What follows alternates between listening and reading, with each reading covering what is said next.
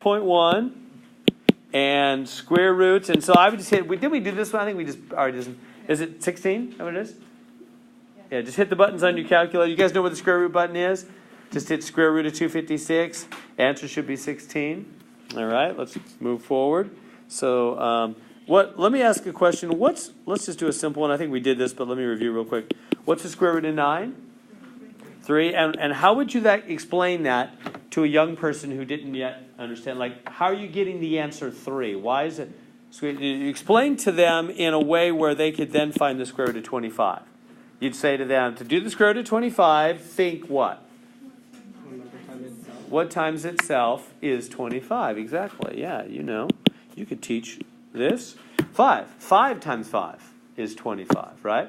So with that same, so you're totally right. You're saying what number times its very self is 25. So with that thought in mind, you might remember where I'm going. What would be the square root of negative 25? Yeah, you can't do it, by that same thought. Because no number times itself is ever negative. Right? We couldn't take 5 times 5. That's obviously not going to work. And then you might say, well, how about negative? But you know that negative times negative, that's not going to work either because that would be 2 negatives multiplied to be positive. Then you might say, well, yeah, you just do 1 negative, 1 positive. Well, yeah, but that's not times itself, which square root must be. Right? That's a number times its opposite. That's not allowed. That's not the question square root asks, It says what number times its very self is negative 25? Nothing. You can't do that. Now, later in the course, like 3 weeks from now or so, maybe a month, I don't know, we'll say it's actually an imaginary number. It's not a real number. For now, we'll just say you can't do it. It's not real. You do it in your calculator, it'll be error if you do square root of negative 25. So, question number 2 then says, what's the square root of negative 81? And you just click the box. I think there's a box that says not real. Yeah, right there. Square root is not a real number. See that? It's not real. You can't. Square root of anything negative can't be done. There'll just be an error on your calculator. All right. So that one. So this one's just hit the buttons on your calculator. Do y'all have that? What is the square root of 1/9? I'll do it on my calculator also. See if you can get the same. It's just some messy decimal thing. So, square root of 197 divided by 31. I'm getting 2.52. I don't know how far they want me to round. I can't one off the screen. Okay, there we go. So I've got 2.52. 52088. I'll give you more. Anyway, it says round to the nearest thousand. So which digit is in the thousandths place? How many places is that to the right? 3, because 1,000 has 3 zeros, So that means it's 3 places to the right. It's that spot. That's so what to round? You know how to round, right? You circle the spot. You look 1 to the right of that. If the 1 to the right of that is 5 or more, you round up. So it's 2.521. Makes sense there? That would be the number rounded. If that 1 to the right was less than 5, you would leave it. So 2.521 is the answer they want. Number 4 says identify the radicand. I'm not going to put that in a test. That's just verbiage. Like, what does that mean, the radicand? Is that going to be important to your life? That you can go and say, I know what a radicand is. I don't know. It doesn't matter. Why are we doing this now? Just to help you to think more logically and critically, which helps out in various situations. Not to speak math, radicand. Anyway, what is it? What's inside the zero? It's that. Yeah, it's the thing inside. I'm not putting that on a test. They just want you to say that. Like that. It's kind of a dumb question. All right, on we go. So find the value of each function. Okay, square root of t squared plus 1. Select the correct, so let me write this a little bigger for you. F of t is the square root of t squared plus 1. Okay, select the correct choice, fill in the blank. Okay. F of 0. So they're asking for f of 0. Do you remember how functions work? Whatever they put in the parentheses, it funnels. It's like a toaster is always my analogy. So if you're going to put 0, they're asking me to find f of 0 here, which means 0 plugged into the toaster, so to speak. It's going to slide right there. So you'll get the square root of 0 squared plus 1, and then you just work that out. Does that make sense what happened? So the letter is like the holes in the toaster. It's what you plug in to the function. So plug in a 0, square root of 0 squared plus 1. That's the square root of 1, and the square root of 1 is? Yeah, what times itself is 1? Just 1. So the answer is just 1 there. How about coming down to this next part? Now they want me to find f of negative 10. So when I put negative 10 into the function, now remember, whenever you plug into a function, you want to put parentheses around the number you're plugging in. So this will be negative 10 squared plus 1, square root of negative 10 squared plus 1, which is the square root of 101. Oh, and they want you to just see how they say exact answer? Using a radical. Radical means the root. So they just want you to leave it just like that. They don't want you to do calculator and give a decimal. So it's kind of confusing when they say exact answer. That means they don't want a decimal, because decimals you always round, so they're not exact. So exact means just leave the root, because nothing's rounded. That's exactly. Will you put that on the test? Yeah, it'll be multiple choice. So I think you'll see right away that you'll see roots or decimals. You'll know. So all right. So how about coming on down to the next one? So here they want f of negative 4. So f of negative 4 is the square root of negative 4 squared plus 1. So square root of 17, huh? 4 squared, 16 plus 1. So, and they want you to just leave it that way, because again, they say exact answer, just leave the radical, no decimal. Once you do decimals, you're rounding and it's not exact anymore. You good there? I'll move on. So it says, after an accident, police can estimate the speed that a car was traveling by measuring its skid marks. The formula, and there's the formula, R equals 2 square root of 5L, can be used where R is the speed in miles per hour and L is the length of the skid marks in feet. Estimate the speed of a car that left skid marks 90 feet long or 110 feet long. Okay, so it's interesting, a little formula for, like, once you have the skid mark, you can measure it, put it into that formula, you can find out how fast the car was going when it hit the brakes and skidded to a stop. So, all right, so how fast was the car going with a 90-foot long skid mark? So I'm going to use this formula.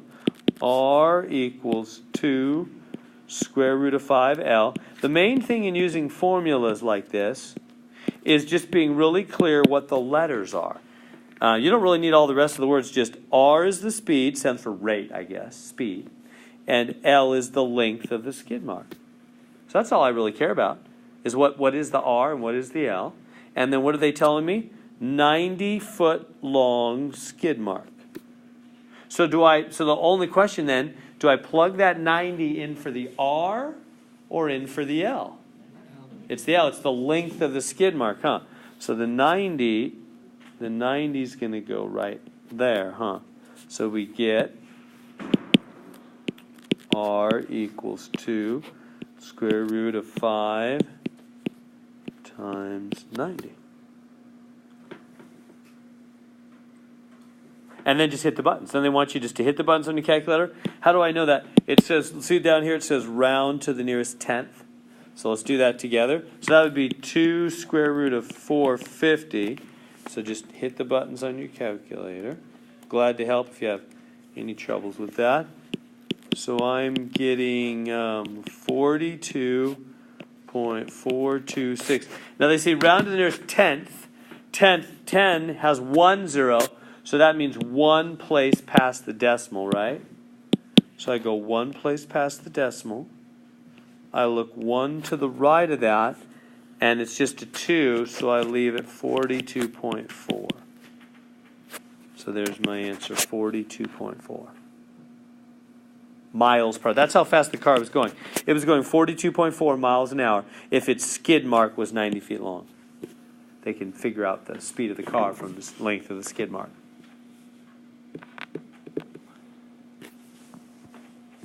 All right, and then part B, same thing. Then you'd plug in 110 for L and do the same thing on that, finding length of the skid mark. All right. Okay, number 7, graph the function. Okay, so now we're going to do a couple of graphs. So the way I'm going to suggest this is just plug in some points. So this is really, I'm going to make an XY table down here. And really it's y equals minus 5 square root of x. That's what they're saying there. Y equals minus 5 square root of x. And they want me to plug in some x and y values. So I'm just going to suggest plug in easy stuff. How about 0 and then 1? I'm just going to try to get some dots here and find out which graph has my dots. So plug in 0 first off for x. So this will become minus 5 square root of 0. That's just 0. You can do it in your calculator if you want. Square root of 0 is just 0. You know, what times itself is 0? 0 times 5 is 0. And then plug in 1. That's this is going to be minus 5 because square root of 1 is just 1. You can do one more maybe. I don't know. As many as you want. It doesn't really matter. Just until you can tell which graph is the right graph. That one I don't know. I'm going to have to use my calculator. That one is minus 7.07. I'm just going to say minus 7. Close enough. I'm just trying to estimate. So what would the graph look like? 0, 0 is one of the dots. This one. And next I'm going to go over 1 down 5. Right there. And next over 2 down 7. So see, it's kind of going like that. See how the dots are going? So which graph looks like that? It's got to be A. See how we did that by just plugging? Why did I do 0, 1, 2? They were easy numbers. You could plug in any numbers you want. 0, 1, and 2 are the 3 easiest numbers I know. So I just picked 3 easy numbers, and then just plugged it in for x, use the calculator, and find the y values. And then put the dots on the graph, right? Over 0, down 0. Oh, and this is over 1, down 5. And this one's over 2, down 1, 2, 3, 4, 5, 6, 7. Over 2, down 7. So just put the dots on the graph, and then just connect the dots with the graph. All right. Okay, so number 8. In fact, why don't I get a fresh screen so we can, well, I guess we could squeeze it in right here. So x, y for number 8, bring it down here. So I'm going to put in 0, 1, and 2, just like last time, and plug into square root of x plus 9. So can you plug in 0, 1, and 2, find the y values, and then put the dots on the graph? Okay. So let's, so on the calculator, then it looks like y'all are on track with the calculator. Square root of 0 plus 9, that's square root of 9, which is 3. And then the next one, square root of 1 plus 9, square root of 10, which is like 3.16 or something. I'm just going to round it to 16 is good enough, I guess. It doesn't matter how far you round it. We're just trying to find some dots on the graph. Square root of 2 plus 9, square root of 11. What's that, 3.21? Is that right? 3.1? Yeah. So let's just round this one to 3.3 and this one to 3.2. Anyway, good enough, whatever. It doesn't matter. You just got to put dots on the graph. So let me just go over here now and make a graph really quick. So I'm going to put these dots on the, is it clear for you what I mean by put the dots? So let's start with 0, 3. That means go over 0, up 3. So up 1, 2, 3. There's my first dot. Over 0, up 3. My next one, over 1, up 3.2. Now that's a little higher, isn't it? Over 1, up 3.2. And then the next one is over 2, up 3.3. And so it's kind of going up. So which one of these graphs goes up? Starts kind of high in the middle. I mean, it doesn't have to start there. And then it's going up. And you might think, well, it's that one. Or, well, no. that one is, see how high, I don't know if you can see the numbers. Looks like they're going by fives, right? 5, 10, 15, 20. So that one's up at 10 in the middle. We're only up at 3. So it's not A. This one is the right answer. It's B.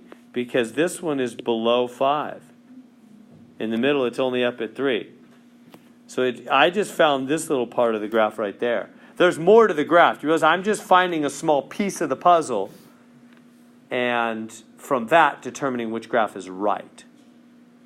But it's confusing. Sometimes it can be confusing. We know it's not this one. We know it's not C because C doesn't even hit the middle. Right? I hit the middle at a height of 3. C doesn't even hit the middle. So that's really all you need. Really, all you need, it is kind of funny, is the point 0,3. I mean, this point right here tells the whole story. There's only one graph that has the point over 0 up 3. It's this one, right? This dot right here is just below 5. It's the only one that has the point over 0 up 3, so it has to be the right answer. Is that okay? See how we're figuring that out? Right? Because this one is way up at 10, over 0 up 10. This one doesn't even hit over 0 up anything. And this one's, oh no, this one hits over 0 up 3, doesn't it? Oh, but it goes down to the right. And we go up to the right, we get higher numbers. Okay, that's true. So be a little more careful. B is the right answer. I mean, we're right. B is the answer. Is that good? Everybody see how to determine that? Okay.